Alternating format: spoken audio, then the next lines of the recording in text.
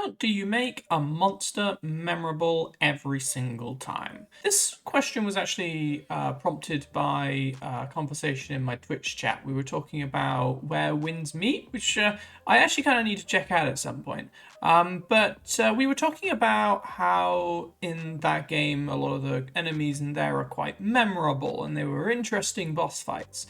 It's kind of a simple question, right? How do you make an impression with a monster? But actually, I think that the answer is a little bit more complicated than some might think. So, if you're struggling to make your encounters exciting or to keep the attention of your players, darling, step into my office. Because let me tell you, my players practically quake in fear at the name of such monsters like the Beast of Southside. They remember their names and they remember well the stories that they were told in. I am Extra Galactic Unicorn. Let's talk about monsters and let's talk about encounters and villains and how to make them memorable and stick with your players. So, broadly speaking, there's about 3 ways to make a memorable monster. And I would probably say you only need to do 2 of those things to actually succeed in making your monster quite memorable. Understanding your players and your audience is a critical first step. I tend to always say this in my videos, but knowing your audience is a really powerful thing that you should be doing. Understand what they are looking for and then try to hit those points and then they will ultimately be happy, right? And if you don't know who you're building for, then you're running the risk that there's going to be something that you create which isn't going to quite hit. So make sure that you understand what your players are looking for and then try to focus down on those aspects that they are looking for. Your players will ultimately be focusing on one particular aspect of what I would refer to as the encounter design triangle. I came up with that name myself. The encounter design triangle is joined by gameplay, narrative, and uniqueness. Monsters can be all 3 of these things in various different aspects, but not everyone is ultimately interested in all 3 of those things. Doing all 3 of them as well is not necessarily the most easy thing in the world. So I would encourage you instead to focus down on just 2 of these and then make them complement each other.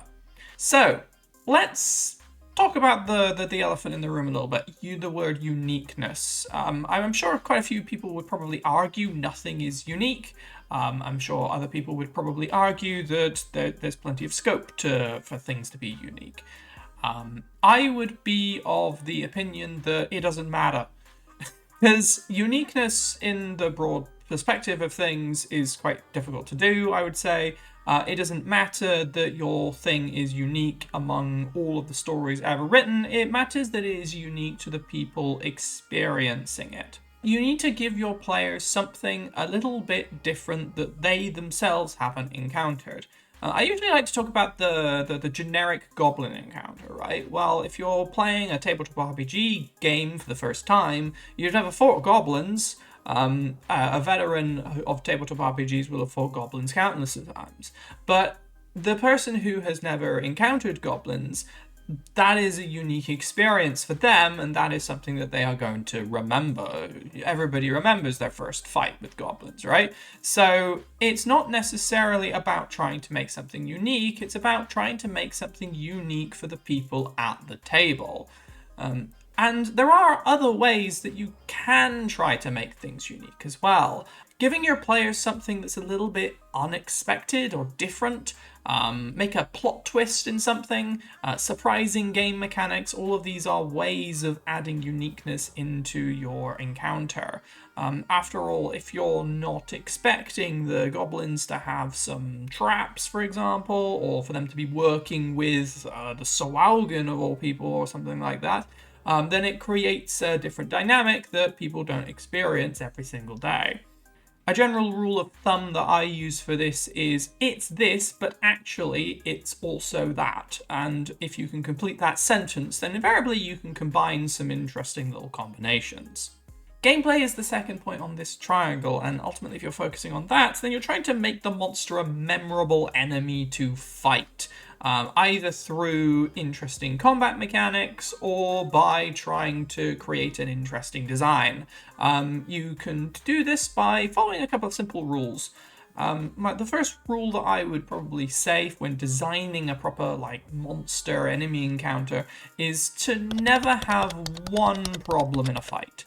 And a good example of this would be a wizard who can cast Fireball is somebody that you're fighting, but also there's an invisible rogue in the fight who does high damage and can stun people. So you're encouraged to stay apart so that the wizard can't cast a fireball and get a load of AoE damage on your party, but also you can't stay too far away because then the rogue can pick everybody off, and therefore that's also another way that you can get defeated.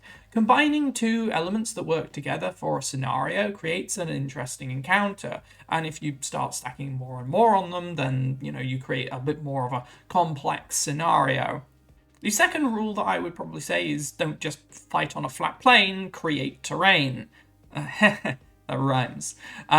Using terrain can be part of giving people a combat advantage, but also it can serve a different purpose in creating a proper set piece that looks interesting and is fun to fight in. Part of making something memorable isn't just the actual monsters themselves, although they are extremely important, but also making the location vaguely memorable as well. Perhaps one of the most memorable encounters I have ever had was when I was fighting a group of flying pterodactyl men, but also crocodiles, while we were on a river while water walking. So we basically had to fight things in the air. We also had to fight things underneath us. We could fight under the water. We could fight whilst flying. We could fight on the water, on the ground, over to the shoreline in boats. It was a really 3D combat experience, is what I'll say. My last tip would be that you should watch and learn when your players do develop strategies. And part of the fun of playing a game like Dungeons & Dragons or any other tabletop RPG is coming up with strategies that, when executed well, produces results. If your players develop those strategies, absolutely let them, dominate that encounter for thinking up something really, really cool, because they're gonna, feel really clever that they've managed to come up with a way of working with the system, as it were. But the important thing is to learn from what your players do and learn from what they do well. Develop strategies to counter them and develop challenges for them. Allow monsters to learn. Don't just run them out of the book, as it were. Understand what your players are doing and play the other side, right? If the other side understands how the players fight, then they will try to develop strategies to counter this, and that can give your players a bit of a different scenario to challenge them again within that same rule set. They've come up with a cool idea, now they need to execute it under more challenging circumstances. Ultimately, that's how you kind of go from fighting with stat blocks to actually fighting with proper antagonists. And speaking of antagonists, let's talk about the narrative elements of this, our third part of the triangle.